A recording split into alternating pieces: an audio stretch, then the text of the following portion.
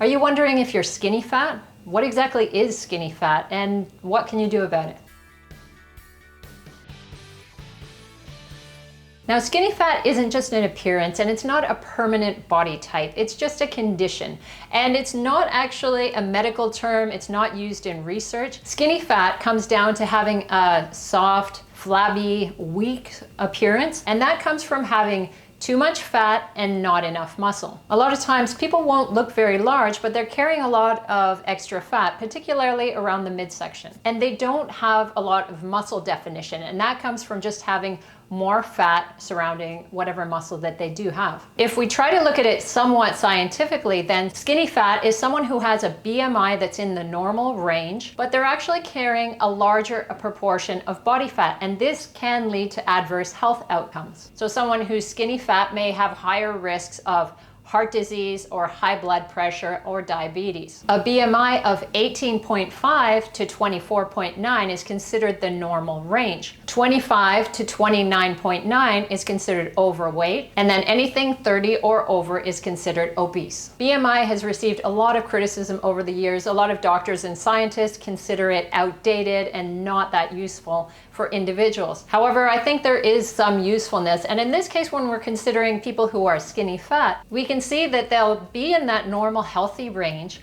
but they're going to be carrying a lot of extra fat, and that's primarily around the abdomen. Waist circumference actually appears to be a better predictor of health risks than BMI. And in people who are considered skinny fat, they will have larger waist sizes than we might expect. And there are a lot of health issues that are associated with this, including high blood sugar, high cholesterol, and high blood pressure. So how do you know if you're skinny fat? Men should have a waist circumference of less than 40 inches, and women should have a waist circumference of less than 35 inches. That's the point at which you increase your risk factors. However, there's also people who have slightly slimmer abdomens and still are skinny fat because they're lacking in muscle. One of the reasons you could become skinny fat is because you've avoided strength training or you haven't been doing it properly. Another way that people can become skinny fat is through consuming very low calories for a long period of time. So it brings your weight down, you're losing weight over time, but you haven't developed any muscle and you might have actually lost some muscle. So if you try to lose weight quickly or you drop your calories down too far, then you run the risk of losing your muscle. You may also be tired and have a hard time building strength. Another way that you can also lose muscle is through doing too much cardio. So a lot of skinny fat people are the type who are going to just do a lot of cardio while eating very low calories. So they're going to lose weight, but they're also going to lose some muscle mass. Now, excessive cardio is not something that I want to talk about too much because it's a very small percentage of the population who's doing too much cardio. However, if you do find that you are skinny fat, you feel like you don't have much muscle, you really do want to cut down to just the basic cardio for your health. So let's say 30 minutes, 3 times a week at a moderate intensity is fine, just to keep yourself healthy. I don't want people to completely stop, and there's no evidence really that a small amount of cardio is going to interfere with muscle growth. Another reason that people may have become skinny fat is because they haven't eaten enough protein. Protein keeps you satiated, it keeps you feeling fuller for longer.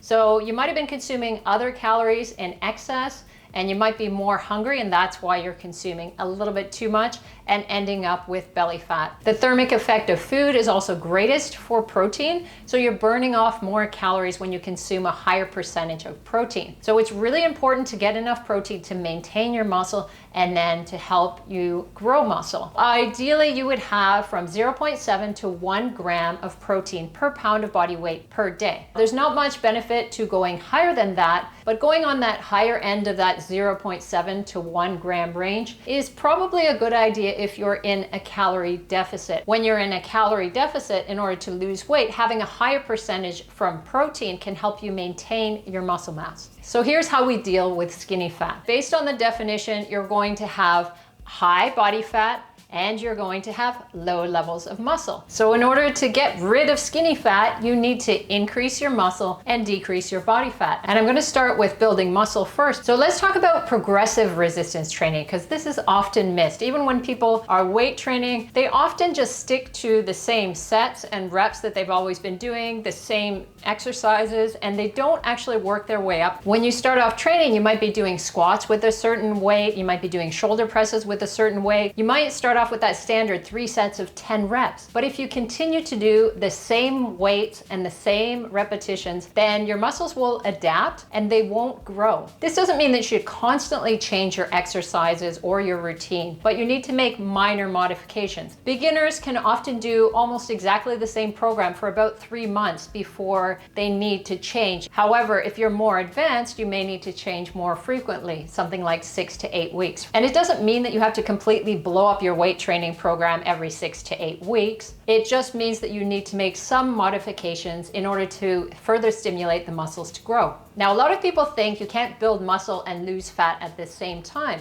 but in people who are skinny fat, and a lot of other people actually, but I won't get into that too much in this video, you can do something called body recomposition, which means you are gaining muscle and losing fat at the same time. We used to think that body recomposition was only possible for a certain number of people, complete beginners for instance, but now it appears that there are a lot more people who can do this. In fact, probably the majority of people could do it if they're doing everything right. So a structured progressive resistance training program, really pushing themselves to the right level. I've been to a lot of gyms over the years and very few people are doing optimal training in order to build muscle. So if your training has been a bit suboptimal, maybe you haven't had the right guidance, then you will continue to be able to experience benefits and you're going to be able to build muscle and lose fat at the same time when you do put yourself on a structured progressive plan. So how are we going to fix skinny fat? We're going to start off with strength training 3 to 5 times a week. Compound exercises are what's preferred because you're working more muscle groups at the same time. It's much more efficient and you're stimulating more groups of muscles to grow. Now, the big 5 compound exercises are considered to be squats,